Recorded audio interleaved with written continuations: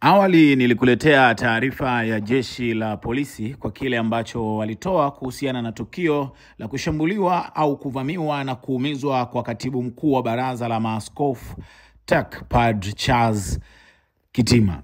Sasa taarifa kwa umma imetolewa na Kanisa Katoliki. Kanisa Katoliki wametoa taarifa yao ambapo wenyewe wamesema kuvamiwa na kuumizwa kwa katibu mkuu wa Baraza la Maaskofu TEC Padre Charles Kitima. Baraza la Maaskofu Katoliki Tanzania TEC limesikitishwa sana na linalaani tukio baya la uovu la kuvamiwa na kujeruhiwa kwa katibu mkuu wa Baraza la Maaskofu Tanzania Padre Charles Kitima lililotokea tarehe 30 Aprili 2025 majira ya saa 4 usiku katika makazi ya makao makuu ya Baraza la Maaskofu Kurasini, Dar es Salaam. Padre Kitima alipata majeraha makubwa na amelazwa katika hospitali ya Aga Khan jijini Dar es Salaam.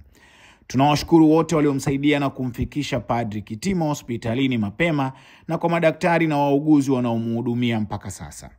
Wito wa Kanisa Katoliki kwa vyombo vinavyohusika. Tunatoa wito kwa jeshi la polisi na vyombo vingine vya usalama kuchukua hatua za haraka za kuwabaini na kuwakamata wale wote waliohusika katika kupanga na kutekeleza uhalifu wa kinyama na kuwafikisha kwenye vyombo vya sheria.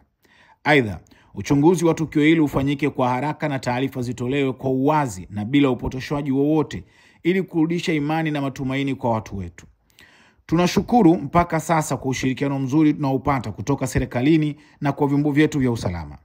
Pia tunawashukuru watu binafsi, taasisi za ndani na za kimataifa zinazoendelea kulaani na kutupa pole kwa tukio hili baya na la aibu kwa taifa letu. Tunaomba waumini na watu wenye mapenzi mema muendelee kumwombea neema ya uponyaji Padre Kitima na pia kuliombea taifa letu amani na umoja. Aidha, tunaomba muwe na subira na uvumilivu wakati tukisubiri matokeo ya uchunguzi wa vyombo vinavyohusika. Katika Kristo Mfufuka imesainiwa na Askofu Eusebius Nzingirwa. Huyu ni makamu wa rais wa Baraza la Maaskofu Tanzania TEC. Hii ni Ayo TV. Mimi ni Pasco Mwakioma.